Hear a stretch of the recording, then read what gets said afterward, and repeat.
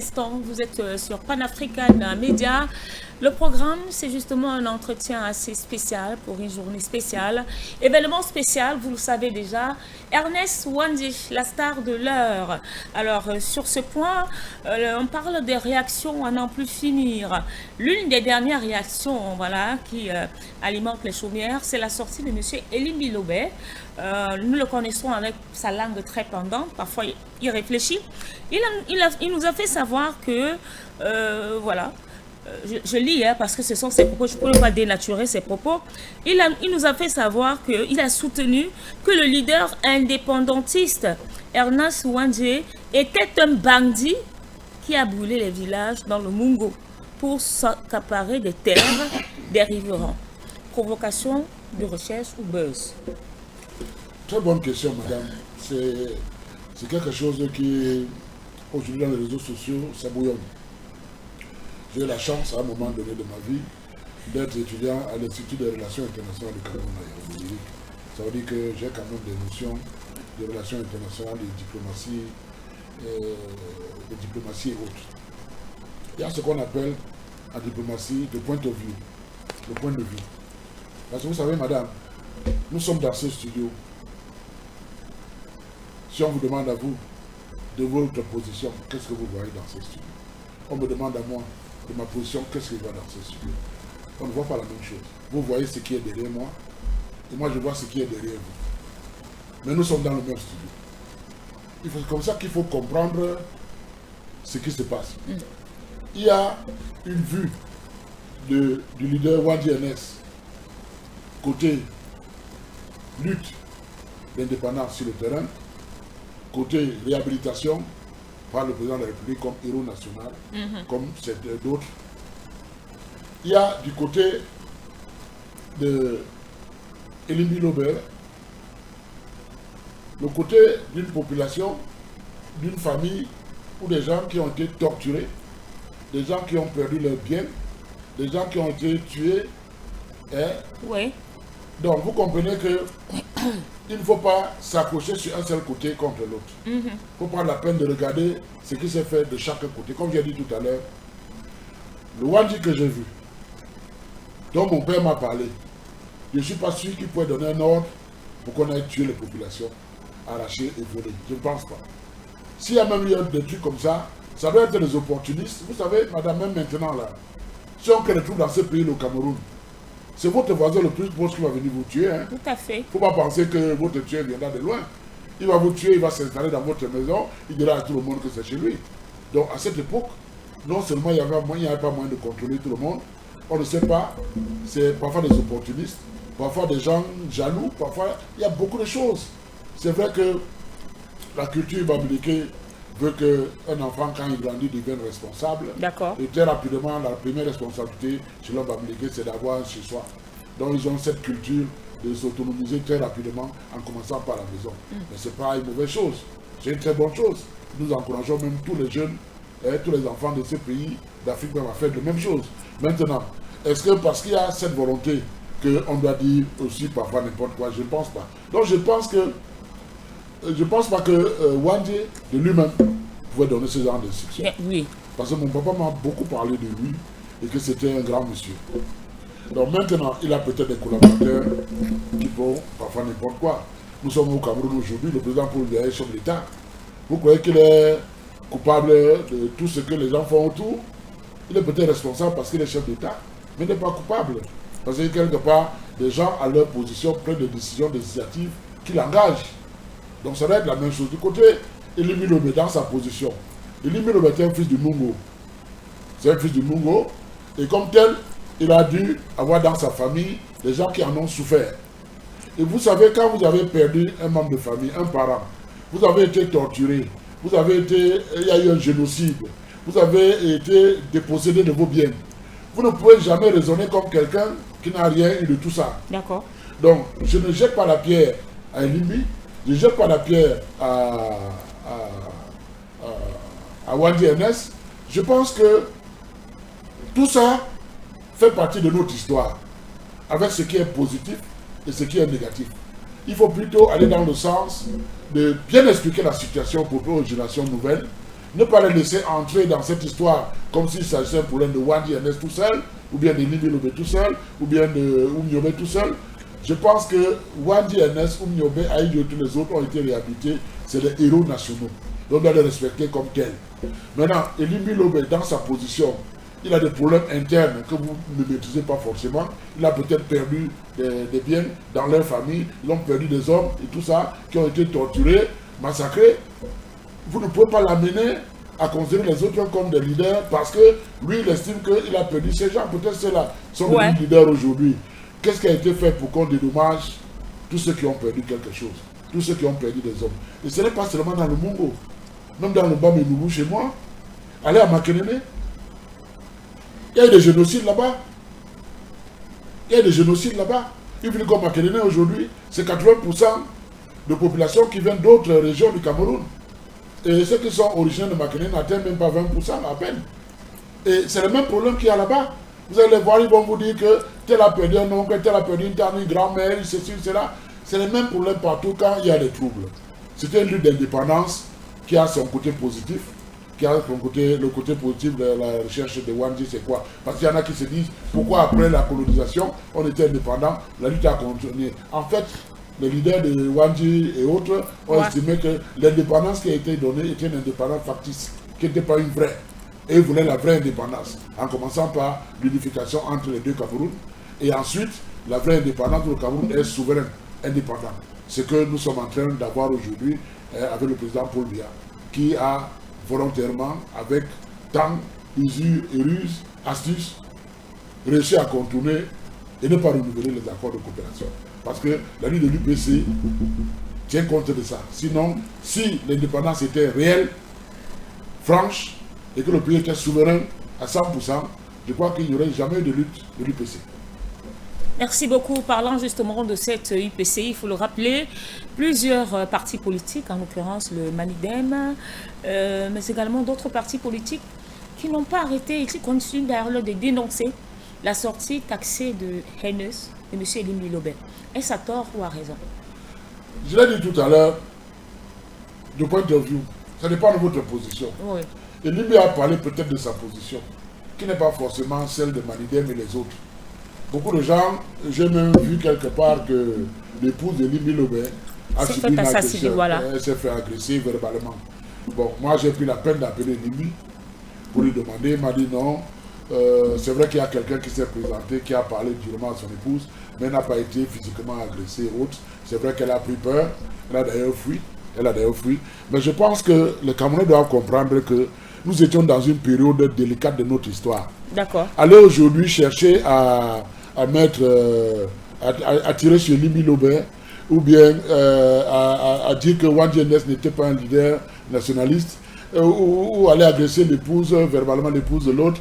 Je pense que les Camerounais devaient chercher à comprendre la réalité de cette époque, se remettre dans cette époque pour mieux comprendre les enjeux, les attitudes des uns et des autres qui ont suffi. Moi j'ai vécu. Je n'ai pas été victime au niveau où on a tué un parent. Je n'ai pas été victime au niveau où on a arraché un de mes biens ou mon papa. Donc, moi j'ai été victime dans le fait que je dormais sous le lit. C'est toujours une torture, dormir sur le lit. Donc, ce n'est pas le même confort que quand on est sur le lit. Et donc, je pense que, toute proportion gardée, les gens doivent prendre du recul, ne pas trop se lancer vite en essayant de tenser tel ou tel. Essayer de comprendre ce qui s'est passé. Et ne pas faire de propagande ou bien essayer de politiser les choses. Je crois que chacun doit prendre un peu de recul. Et si j'ai même accepté de venir communiquer aujourd'hui par vous, c'est parce que quelque part, mon père était un acteur de la situation. Et à mon âge, j'ai vu, j'ai entendu, et j'ai discuté avec mon papa. Je me suis dit, ce que mon papa m'a dit, je mets à la disposition de tous les Camerounais. Chacun va se faire une idée de ça. Et je crois que la logique veut que, le bon sens veut que les Camerounais se ressaisissent, qui n'essaient pas de se taper dessus, se tirer dessus. Nous avons déjà beaucoup à Ramo Nord, et la crise de nos eaux, ça suffit. N'ajoutons pas autre chose. Restons calmes, concentrés, essayons d'aller dans le sens de mieux comprendre l'histoire. Et je crois que nous gagnerons à écrire la vraie histoire. C'est vrai que la commission Karine Ramon, Bliss Bassi, a commencé un travail, comme le président de la République a dit l'autre jour, c'est un début. Voilà d'autres éléments qui pourraient s'ajouter à ce rapport pour que les Camerounais comprennent exactement qu'est-ce qui s'est passé et qu'est-ce qu'il y a lieu de faire s'il y a des réparations à faire, qu'on les fasse. C'est ce qui suscite en moi une question. Est-ce que les autorités au niveau de l'éducation ne peuvent pas commencer à introduire l'histoire du Cameroun, en l'occurrence cette histoire, dans les manuels scolaires? Bon, vous savez, madame, ce n'est pas toujours facile de réécrire l'histoire alors qu'il y a certains acteurs qui sont encore vivants. Vous comprenez que jusqu'à présent dans notre pays, nous avons des responsables au plan politique, administratif, les forces du maintien de l'ordre, défense et autres qui sont encore vivants, qui ont travaillé sous le commandement des colons. Une fois indépendants, les colons se sont mis en deuxième position, étaient derrière nous responsables. En fait, on voit les responsables camerounais et africains, mais derrière, c'est les colons qui orientaient tout. Donc, quand quelqu'un travaille dans cette logique, il n'est pas responsable de ce qu'il fait. Il est peut-être coupable parce qu'il a posé l'acte qui n'est pas un acte positif, mais il n'est pas responsable parce qu'il a une hiérarchie, il a des patrons qui lui donnent des ordres. Donc, nous avons encore ce groupe de gens qui vit encore. Je crois que ça pourrait les mettre mal à l'aise de parler de la réalité de ce qui s'est passé, tout simplement parce qu'ils ont agi sur ordre. Et quand ils agissent sur ordre, ce n'est pas eux les responsables. Donc moi, je pense que quand ces gens qui ont travaillé à cette époque vont tous partir, ça sera plus aisé, plus facile, pour ceux qui vont rester, d'écrire la vieille histoire. Mais ceux-là, avant de partir, doivent parler, comme moi je parle là. Le peu que j'ai vu, comme mon papa m'a dit. Maintenant, vous allez voir les différents responsables de cette époque. Vous allez voir le préfet Namba, qui était en Konsamba, ou ses enfants. Il a peut-être en a parlé. Il y a le préfet Lemela, qui était là aussi à Douala à l'époque. Il y a le gouverneur, l'inspecteur fédéral de l'époque, je ne sais plus trop qui c'était. Bref, tous ces hauts responsables. Dans l'armée, vous avez le général Semengue, le colonel, le général Etonde Kotor. Vous avez dans la police des gens qu'il y avait Fauchivé à l'époque et beaucoup de ses collaborateurs qui sont encore vivants. Tous ces gens-là, je crois que si chacun essaie d'apporter un peu de graines, un peu d'eau à cette histoire, je crois qu'on pourra avoir la vraie histoire du Cameroun, écrite par les Camerounais, avec des propositions pour essayer de voir comment réajuster, essayer de réparer ce qui est réparable. Ce qui n'est pas réparable, on dit, c'est fait, on n'a plus d'autres choses à faire. Mais ça ne sert à rien qu'aujourd'hui, les gens essayent de stigmatiser la situation du tribalisme pour atteindre un nouveau génocide. Il sera pire que ce qui s'est passé à la colonisation. Justement, vous avez anticipé sur ma prochaine question parlant de M. Fauchivé, qui malheureusement n'est plus là. Alors, pour continuer dans sa main mise dans cette histoire, qu'est-ce que nous pouvons retenir? Le commissaire Fauchivé. Vous savez, chacun travaille à son époque. Le commissaire Fauchivé était un homme redoutable et redouté. Il était redouté même par les ministres. Dès que vous recevez une convocation de Fauchivé, vous ne tenez plus debout, quel que soit votre rang.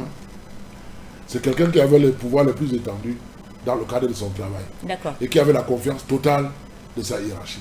Donc, je crois que beaucoup de gens, c'est vrai, autant les Wadji, les Oumyobin, on parlait de pouvoir. Pareil, Fauchivé, on parlait de quelqu'un qui avait des pouvoirs surnaturels, oui. Beaucoup arrivaient devant Fauchivé, ils parlaient seuls.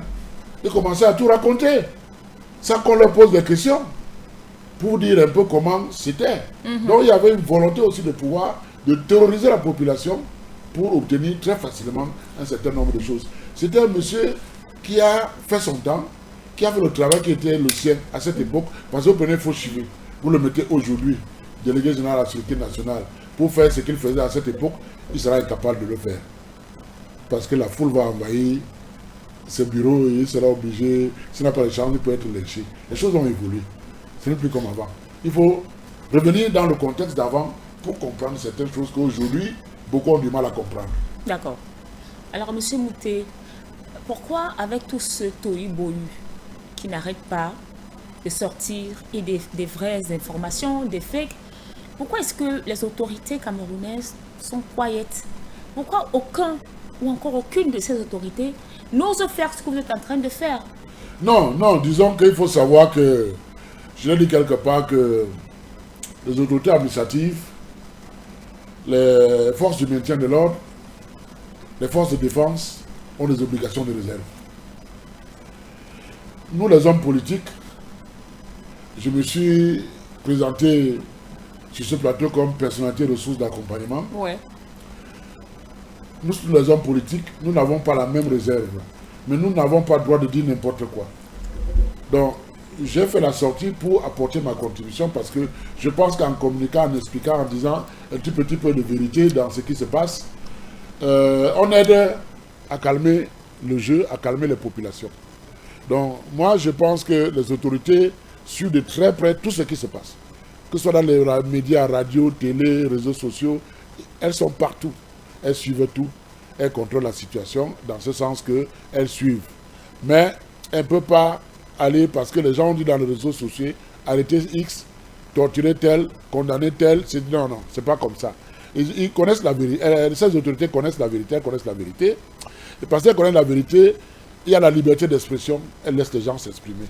Maintenant, si cette liberté d'expression doit déraper, je peux vous garantir que ces autorités ne seront pas prises de coup. Merci beaucoup à vous, Monsieur Mouté. Très bel échange. Merci pour toutes ces informations qui, ma foi, j'espère que la transmission de cette émission pourra éveiller les jeunes qui nous suivent et même, pourquoi pas, les anciens qui, malheureusement, ont, excusez-moi de le dire, il y a malheureusement beaucoup de professeurs, des docteurs qui ne maîtrisent rien. Je les rencontre tous les jours sur des plateaux que je recadre. Donc on me dit, tu ne respectes pas les aînés. Mais si l'aîné lui-même ne se respecte pas, il raconte des choses fake, je dois le recadrer. Oui, parce que vous savez, bon, tout le monde essaie de... Beaucoup de gens essaient de prendre le chemin de la facilité. Et... Pour quelques CFA, il faut le rappeler. Pardon? Pour quelques CFA. Je ne sais pas, peut-être, mais je pense qu'il faut faire attention. Nous sommes un pays qui est très délicat et dangereux. D'accord. Le calme des Camerounais, la passivité des Camerounais donne le sentiment qu'ils sont lâches. Mais les Camerounais ne sont pas lâches. Les Camerounais ont passé des moments difficiles, comme cette période à la période d'indépendance et après. Alors, beaucoup de gens qui ont vécu cette période sont encore là, continuent de retenir les populations.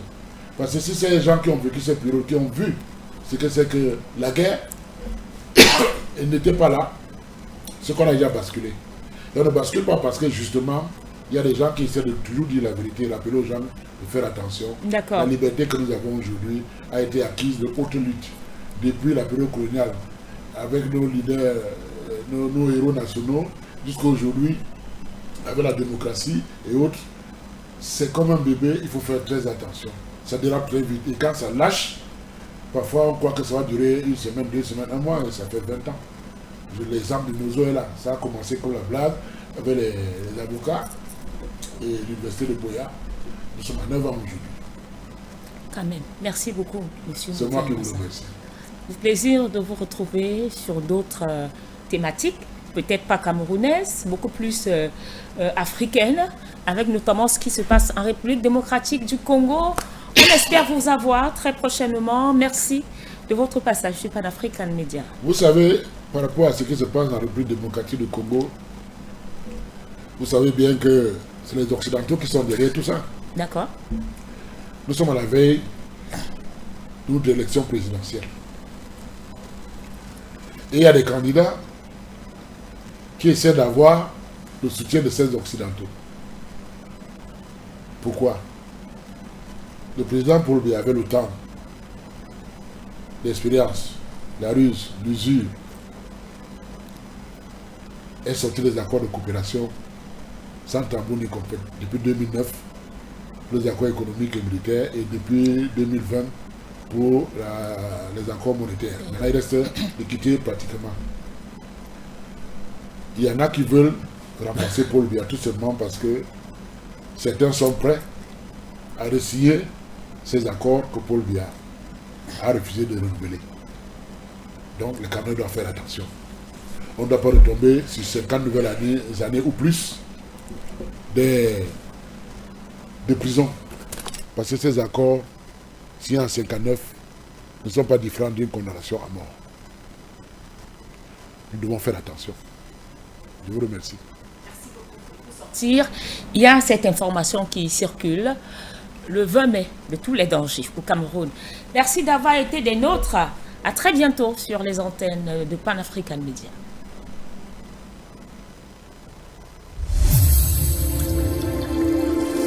Pan-African Media pour une Afrique souveraine et unie.